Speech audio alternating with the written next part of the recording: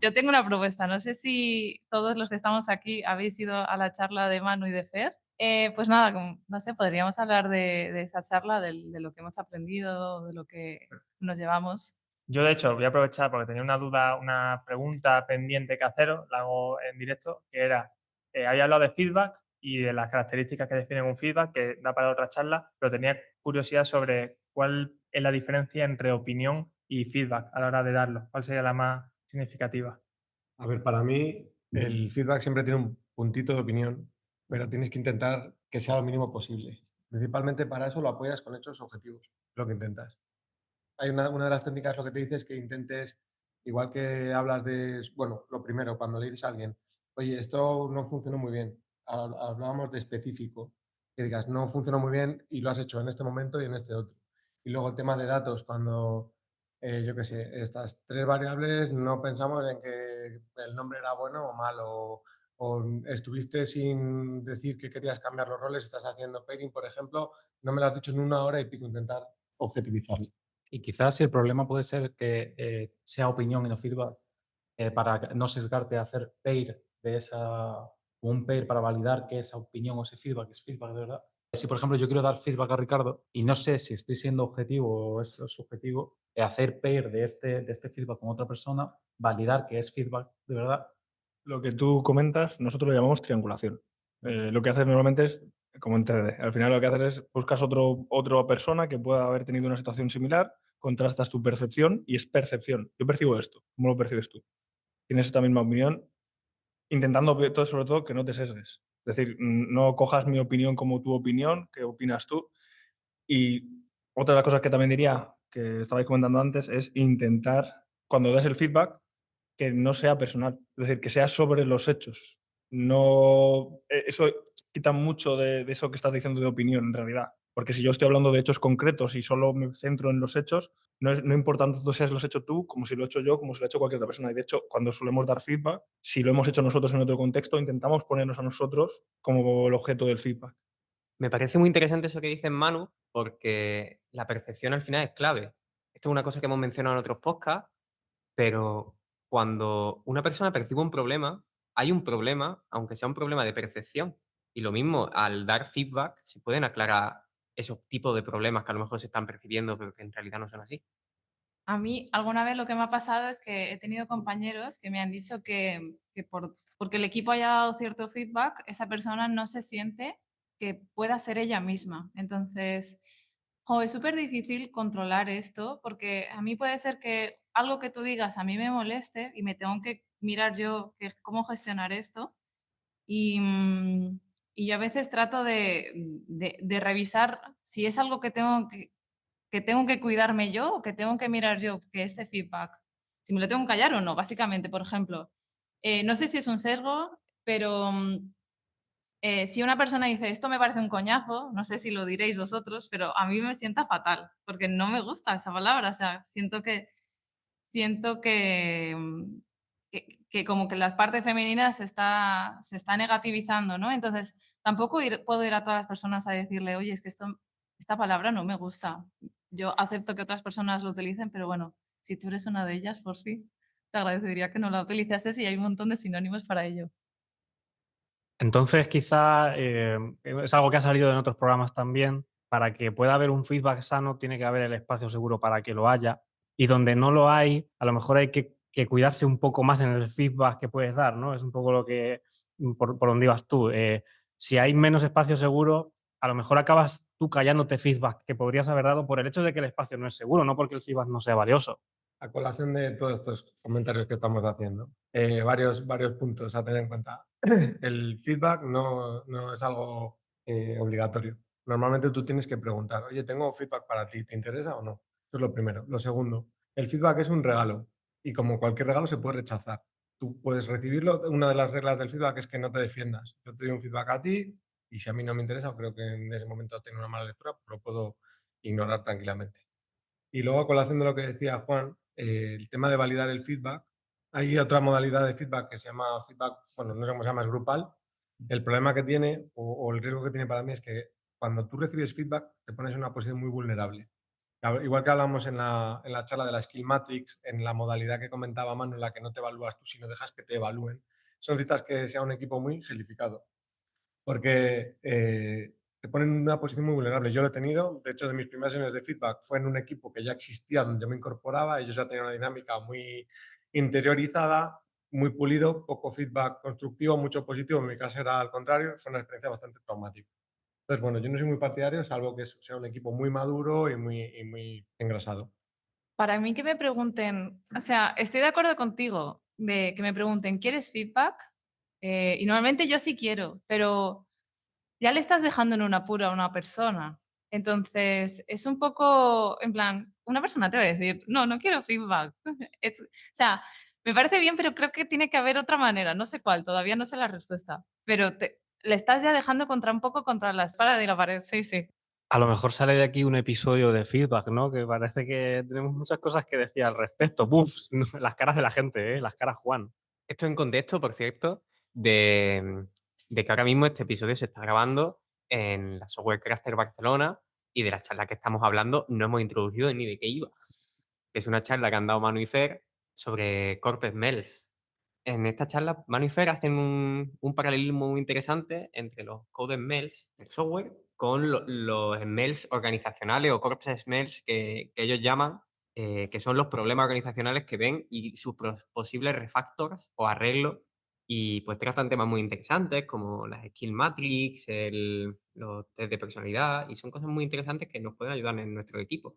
Una de las cosas que se ha comentado en la charla y que se había comentado previamente en otros contextos, pero aquí durante la Crafters, es, lo habéis llamado creo que ultimátum suave. Es decir, estamos intentando introducir un cambio en el equipo, pero hay detractores. Y entonces, esta a mí me suena un poco eufemística de vengo con el pimentero. Yo soy el del pimentero. Para los que no. Entonces, ¿qué pasa con esa gente que prioriza a su familia? Que el trabajo es una parte de su vida, pero no es la parte principal.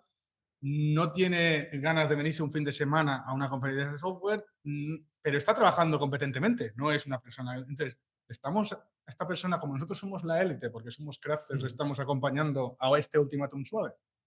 A ver, en realidad no creo que se esté intentando empujar a la gente a que tenga que hacer cosas que no tenga que hacer. Lo que sí que creo es que si se quiere preservar una cultura, porque al final lo que estamos hablando, volvemos a lo mismo, es de una cultura dentro de una organización, ¿no? Si se quiere preservar esa cultura o se quiere cambiar y se quiere crear una que en realidad favorezca algo para la organización y no para el individuo, la pregunta que hay que hacer es si, bueno, si se puede ayudar a lo largo del día a día y esa persona está abierta a ello, porque lo que estamos hablando nosotros en realidad de esas personas en realidad que no eran promotores, por así decirlo, bueno, que en realidad no eran early adopters ni nada, estamos hablando en realidad de los lagas, ¿vale? Lo que estás queriendo decir es que son personas que realmente no quieren el cambio. No quieren el cambio, pues a lo mejor no encaja en su vida, pero la organización se tiene que mover. Entonces, hay veces en el tiempo que, bueno, hay gente que se te cae porque no puede, no está alineada con los objetivos de hacia dónde quiere la organización. Eso no es ser elitista, eso es saber hacia dónde tú quieres ir y que tu gestión de lo que tú esperas de tu organización es diferente a lo que la organización espera de ti. Eso no, creo que hay una fina línea en ese punto. A mí, Víctor, antes comiendo, me ha sacado este tema. También lo hablamos ayer porque yo justo puse ese tema para el Open Space, pero no se sacó. Pero ahora con lo que ha dicho Manu, es verdad que me acuerdo de aquella frase del episodio que hicimos de profesionalidad, que dijimos que, no recuerdo quién era la frase, que decía, no contrates a alguien que no esté dispuesto a irse si no casa con los valores de la empresa. Es justo eso por donde va Manu. Fue la quote del episodio, sí. Para mí, lo más importante de todo es la mentalidad de una persona. O sea, que esa persona tenga ganas de escuchar, de recibir feedback, de mejorar. Me da igual si luego no viene a la Crafters. O sea, para mí me está sumando esa persona. Mientras no me reste. Entonces, en esos casos en que una persona no quiere dar ese cambio y no da su brazo a torcer, en esos momentos, ¿qué haces como equipo? O sea, tú estás intentando crear una unidad de equipo, dando feedback y demás. ¿Qué haces con esa persona? ¿Cómo evitas que se integre? O sea, ¿cómo haces que se integre y se interese si no quiere? A mí esto me está recordando, hemos hablado del héroe y el cowboy, ¿no? Que eran estos dos roles que intentaban ir solos con el cambio. Esto me parece como la antítesis, ¿no? La contraposición, que es el que pasa del cambio. Yo no creo que, o sea, creo que hay una cosa que no hemos citado en la charla también, que es disagree and commit. Hay veces que simplemente no estarás de acuerdo, pero hay una presión de grupo y es es muy importante para la supervivencia del equipo, pues eso, que el equipo siga una línea. Eso me parece por un lado. Y por otro lado, se citaba también en la charla que las dos cosas, habíamos dicho lo del ultimátum suave, que sería un poco esto, y la otra cosa que se puede hacer es el seguimiento one-to-one. Hablábamos también de ver el contexto de las organizaciones, pues quizás esa persona tiene un contexto también. A mí me ha ocurrido con gente decir, no, es que yo no hago pairing porque es que el pairing no funciona. Y luego resulta que indagando, el pairing que había hecho era esa persona de driver con un navigator que no decía nada. Pues indaga un poco, también puede ocurrir. Retomando un poco lo que había dicho María, es que yo creo que si tenemos una persona que no es un perfil, digamos, 100% crafter, pero tiene mentalidad, yo creo que a lo mejor esa persona no va a los eventos, pero sí está motivado a que el equipo le enseñe. Pero si tú tienes una persona que no tiene mentalidad, directamente lo que va a hacer es pasar del equipo, va a restar. Entonces lo que pasa es que esa persona no está alineado ni siquiera con los valores del negocio. Por lo tanto, esa persona no tiene sentido que esté en ese perfil. Entonces, creo que la diserción, aunque digamos que aporta porque completa sus tareas, realmente esa persona no está pensando en el negocio o no está aportando al negocio. Entonces, tanto que decimos de llevarlo al despido, yo creo que pues, esa línea que tenemos. Yo no sé si estamos todos de acuerdo. A mí que una persona vaya o no vaya a eventos, entonces me parece prácticamente irrelevante. O sea, me parece que tú puedes ir a eventos, a 1000 eventos y ser un incompetente o alguien con quien nadie quiere trabajar y al revés, puede ser que no haya sido uno en tu vida, pero lo tengas interiorizado, ¿no? Sí. Lo estamos usando de ejemplo. Pero también antes hemos hablado de vulnerabilidad y de tener la capacidad de irte de tu trabajo. A mí estos son ejercicios que nos podemos plantear desde un privilegio de tengo la capacidad de abandonar mi trabajo estable, tengo una capacidad de entrar en posibles conflictos o incluso una parte del crafting es jugar con la mano descubierta, con la honestidad y tal. Y si luego a nivel corporate cambia la política y si de repente se empiezan a hacer políticas antitrabajadores, o yo entiendo a la gente que no quiere tener esa inestabilidad vital, a lo mejor tienes un hijo, a lo mejor tienes... ¿Es ser crafter una cosa de mayor riesgo a nivel de tu estabilidad laboral? Es muy interesante todo esto que se está diciendo y voy a hilarlo con otra de las cosas que se han dicho en la charla de Manu y Fer, que es muy completa. De hecho, creo que se ha grabado, me la voy a ver de nuevo porque hay un montón de información y es conocer al perfil de la persona con la que se está hablando, con la que se está dando feedback, con la que se está trabajando. Entonces, también hay que entender el punto de vista de esa persona. ¿Por qué esa persona no está alineada con el equipo? ¿Ha sido porque se ha sido contratada y desde el principio no lo ha estado? Entonces, el problema es de contratación y la empresa tiene que asumir esa responsabilidad. Si es porque la cultura ha cambiado y esa persona de repente ya no encaja, hay que tener cierta paciencia y cariño, yo creo, con esa persona e ir teniendo feedback one-on-one, viendo por qué no está de acuerdo o no casa, cómo podemos esforzarnos, no adoptar quizá una postura tan radical desde el principio en el que nos planteemos hacer un ultimátum o este tipo de cosas, ¿no? Hay a veces que dentro del equipo hay dos personas que, pues bueno, que no están encajando y cuando se ha tomado, bueno, me ha pasado, ¿eh? Cuando se ha tomado la decisión de despedir a una, la otra no lo ha entendido. Entonces, lo primero de todo es que esa persona entienda lo que está pasando, porque probablemente ni lo esté viendo esa propia persona, ¿no? Entonces, es súper importante el feedback, pero hay que saber lo que tú dices, ¿no? Saber con quién estamos hablando y si estamos hablando el mismo idioma, el mismo lenguaje. Y creo que con respecto al hecho de despedir a alguien, creo que a nadie debería de pillarle por sorpresa que se tenga que ir de una organización. Si te pilla por sorpresa, creo que el feedback por sí no está funcionando. Y luego una de las cosas que para mí creo que es clave, ¿no? Creo que estamos hablando también desde un punto de software craftsmanship o software crafters como una especie de elitismo, ¿no? Y en realidad no lo es. Es realmente intentar ser profesional de lo que estamos hablando en realidad, ¿no? Creo que haría un downgrade, ¿no? del concepto y diría, estamos intentando ser profesionales y lo tendría bastante en cuenta. O sea, ¿te pone más en riesgo intentar ser más profesional o no? A mí me pone, a mí a nivel personal, ¿no? Yo cuando voy a trabajar 8 horas. Si yo tengo que estar durante 8 horas friccionándome porque algo que está sucediendo en la organización no se está escuchando, no se está tomando ningún tipo de medidas, pues entonces al final yo como persona responsable que me tengo que respetar a mí mismo, de que tomar a lo mejor la decisión de decir, bueno, pues mejor me tengo que ir. Pues muy bien, dentro de esta sección, los posts que nadie eligió de la Open Space, de las Software Crafters, hubo uno que creo que probablemente porque no tenía contexto, lo llamamos software crafting. Y es un poco esta idea, no sé si dentro de, se mencionaba antes el elitismo dentro del software craftsmanship.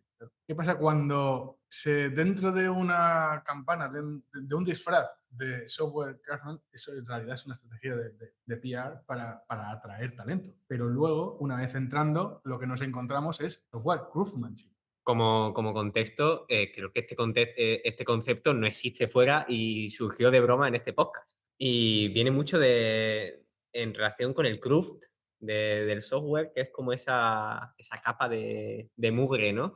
Que hay ahí. Es como la perversión del crafting, ¿no? Vale, creo que esto en realidad también lo hemos hablado en otros podcasts, cuando hablábamos sobre todo de alinear valores y demás. A ver, creo que el principal problema es intentar alinear la cultura de una organización a un movimiento.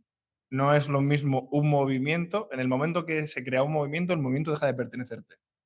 Que tú intentes alinear tu organización a ese movimiento va a ser algo complicado porque el movimiento va a seguir evolucionando y es muy difícil que tu organización evolucione, la cultura de tu organización evolucione al mismo nivel que lo va a hacer el movimiento. Y a eso habría que añadirle que te estarías intentando identificar muy posiblemente como la referencia de un movimiento, lo cual significaría que en realidad no es un movimiento, es solamente marketing.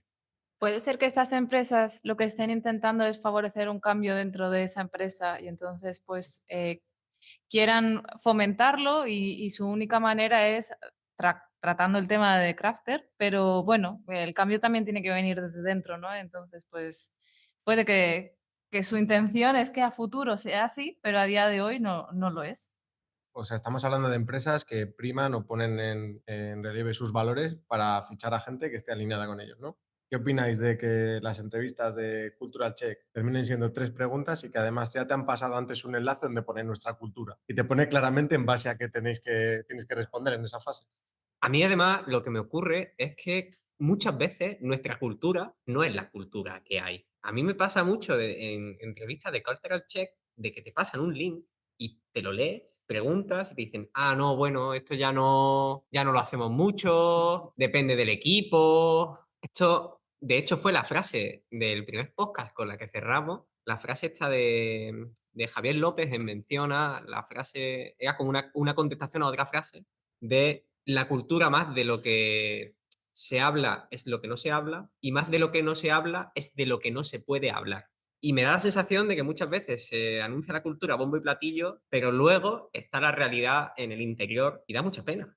Pero bueno, creo que todos somos conscientes de que venden mariposas y luego, pues dentro no es así, ¿no? Yo por lo menos intento bajar mis expectativas siempre. Es que esto tiene mucho que ver con lo que decíamos hace muy pocos episodios de es que es muy difícil vender que no eres agile. Esto es igual, ¿no? Imagínate, ¿no? Que fueras a una empresa a hacer el proceso de selección y te dijeran de verdad lo que luego has visto cuando has entrado en esa empresa. ¿Quién entra? Muy poca gente entra. Yo no hubiese entrado en ninguna empresa en la que he estado ni de asalariado ni como autónomo de freelance si me hubiesen dicho de verdad cómo trabajaban dentro en lugar de lo que me vendieron. No lo quiero justificar, ¿eh? Es por hacer un poco de abogado del diablo. Yo sí que hubiese entrado porque siempre hay un aprendizaje de todo, pero quizás me hubiese ido antes, no lo sé, depende. Vale, yo quería comentar una cosa que se salió de la charla por tema de cortes. En realidad había una slide que hablaba sobre subculturas. Es decir, dentro de una misma organización hay múltiples culturas internamente.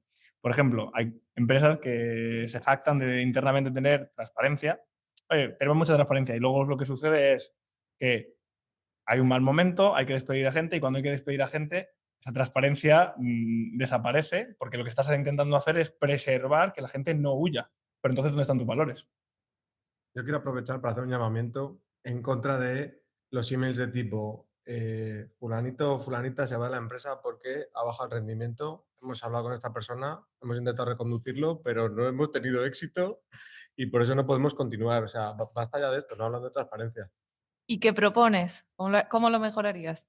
Bueno, es muy loco. Fulanito se va porque le ofrece más dinero en otro sitio, por ejemplo, ¿no? O porque ellos ya no, las skills no están alineadas con nuestro negocio. Hemos intentado hacer un cambio y esta persona se opone, está siendo problemática o no tenemos dinero, no lo sé, lo que sea. O sea, yo estoy muy a favor de la transparencia, cueste lo que cueste. Y que en realidad luego lo que acaba sucediendo, esto lo hablamos en el podcast de offboarding, es que esa persona posiblemente también ha dado feedback y ese feedback luego nunca permea. Entonces lo que sucede es, vale, yo hago un offboarding y en ese offboarding te soy súper transparente. Te digo, mira, esto y esto no ha ido bien. Y luego lo que sucede es, te das cuenta de que eso no es el mensaje que se transmite. Entonces tienes tú que, para que el resto de personas entiendan por qué te estás yendo o la razón por la que te estás yendo, sentarte, tomarte un café con esas personas y decirle, mira, esto y esto es lo que realmente está pasando. Nosotros hemos llegado a ver, Manu y yo, ya hemos dicho que llevamos 3 empresas, no cambiando de la mano de empresa. Y hemos llegado a ver un mensaje de este tipo por parte de recursos humanos, como el que acabo de decir, y otra persona a la vez despidiéndose y poniendo, bueno, no me esperaba esto. Entonces, ¿cómo puede ser? O sea, para mí, en plan, era después de esta sorprendente noticia. Aquí una cosa que hacemos mucho en el podcast es siempre recordar que en el software no estamos tan mal si lo comparamos con cómo estamos en los videojuegos.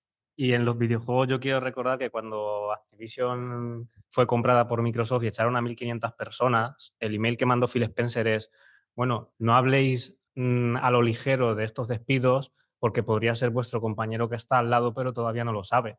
Entonces, creo que Fer, dentro de lo malo que está lo que tú has dicho, somos un nivel por encima de eso ya al menos. Me parece terrible esto que has contado porque al final lo que está generando es división y que cada uno esté en su casita solo y al final la fuerza está en que el equipo esté unido, en que estemos unidos todos, ¿no? Entonces, si fomentan esa cultura de individualismo, para mí apaga y vámonos. Yo no quiero pertenecer a ese sitio.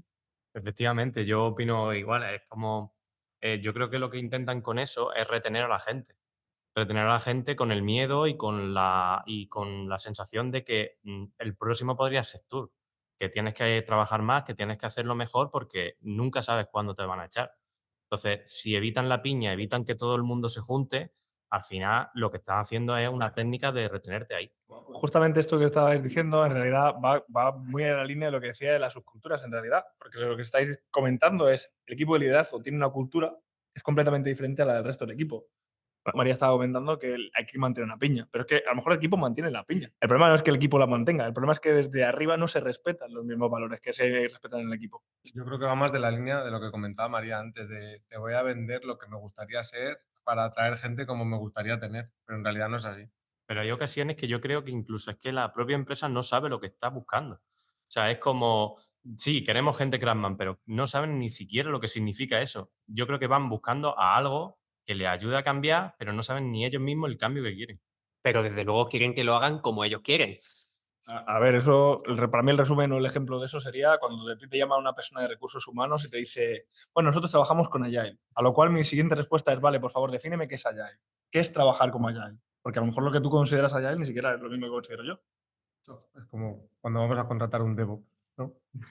Hemos hablado de un montón de problemas, lo hemos puesto sobre la mesa, pero creo que no sé, yo al menos no tengo claro una solución concreta. Podemos igual hablar de las esferas de influencia, que es otro tema que se ha sacado en la charla de Fer y Manu, y es muy interesante y creo que se puede enlazar con el feedback. Por ejemplo, si yo me voy de mi empresa y voy a dar feedback, puedo dar feedback en diferentes niveles de estas esferas de influencia e igual tengo que ajustar mi discurso según también la audiencia. Por ejemplo, si la esfera de influencia es más exterior, que sea a lo mejor dirección, no tengo tanto control, tanta influencia, pues lo presento de una forma, pero mi equipo se lo presento de otra. ¿Habría alguna alternativa para mejorar este feedback y que ayude más a mitigar lo que de lo que nos estamos quejando un poco aquí, de esta oscuridad? Para mí, algo que trato de hacer desde hace poquito es generar o sea, acercarme a esas esferas más lejanas y no quedarme tanto en la queja, sino que ir consiguiendo esa confianza con el departamento que sea. Si tengo que ir a hablar con People, pues hablo con People. Si tengo que ir a hablar con el CTO, pues hablo con el CTO. Pero que no me quede yo con la sensación de no he hecho todo lo que he podido. Que a nadie le venga de nuevas que me voy porque me he quedado solo quejándome a mi manager, ¿no? Y lo que sí que diría es que, aparte, ¿no?, de ese adaptar el discurso, una cosa que sí que tiene que prevalecer para mí es el mensaje que se le transmite al equipo debe ser el transparente, porque en realidad tú estás adaptando el lenguaje para otras personas, pero ellos deben de entender cuál ha sido la adaptación, porque puede haber lost in translation y al final los que se van a quedar para poder refutar eso es el equipo. A ver, quiero compartir una cosa que no sé hasta qué punto es real, pero realmente por tema de proteger a la persona que quizás se le está echando, no se puede explicar, no se puede ser 100% transparente porque a nivel de reputación a esa persona tampoco se le puede dejar como mal, ¿no? Entonces tampoco se puede ser 100% transparente cuando a una persona se le está despidiendo. De hecho, es ilegal. Esto me enteré hace poco. En España se salta eso totalmente, que fíjate, ¿no? Está muy fuera de la cultura que tenemos, al menos nacional. Nunca había visto nada alrededor de esto. Sí, pues justamente estás confirmando lo que yo me pensaba. Yo esto lo enlazo con que al final en un trabajo, en un equipo de trabajo, tenemos como dos partes. Una es la de nuestro la realización de nuestro oficio en nuestro día a día, de a lo mejor estamos trabajando en un proyecto, otra cosa, pero luego está nuestra parte laboral que nos permite pues, ganar un dinero, pagar un alquiler, tener un trabajo, y al final muchas veces hay intereses opuestos en esta, tienes conciliación, bajas. La manera de hackear eso que acabas de decir antes tú, Ricardo, con respecto al tema de escribir el feedback, es que no lo haga la empresa. Que le permitas a la persona hacer ese mensaje y que lo escriba la persona. Si lo hace bajo decisión propia. Que esa es la manera en realidad en la que, por ejemplo, yo he intentado anteriormente en algunas organizaciones irme y de hecho me han obligado a modular el mensaje, pese a que yo he intentado ser súper claro.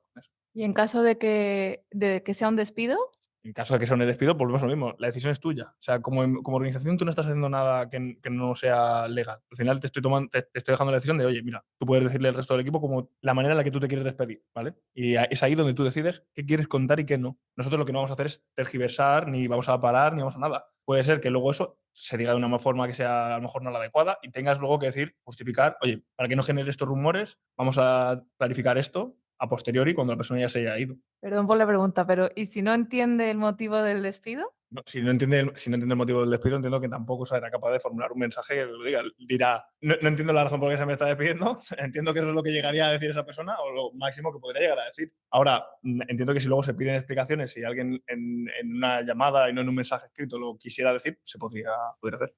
Vale, pero tú, por ejemplo, en un onboarding y en un offboarding en el que la persona entre y se va porque quiere, entiendo que puede haber un feedback constructivo, pero en un despido, ¿cómo consigues a una persona que se va, que no quiere irse, que haga un feedback constructivo para la empresa? También entiendo que hay despidos y despidos, claro. O puede ser un despido porque se ha ido un cliente importante y eso es una cosa que hasta se puede llegar a entender. Te vuelvo a decir, te reenvío la pregunta. ¿Debería ser esa la norma siquiera? Porque entiendo que ese tipo de causística que tú me estás queriendo decir, a lo mejor debería ser, entiendo, una de cada 100. Y lo estamos poniendo como el caso base o el caso ejemplo, cuando en realidad es un edge case de manual. A lo mejor no deberíamos plantearnos tanto eso, sino plantearnos cómo queremos hacer las cosas y cuando llegue ese caso ya veremos cómo lo gestionaremos. A mí me encanta cuando una persona que ya está quemada de intentar hacer cambios y lleva meses diciendo a la dirección, me voy a ir, si esto no cambia me voy, si esto no tal, y de repente se va, o sea, cumple la amenaza. Me encanta cuando dirección dice, pues no nos esperábamos que se fuera, no tenemos un plan de contingencia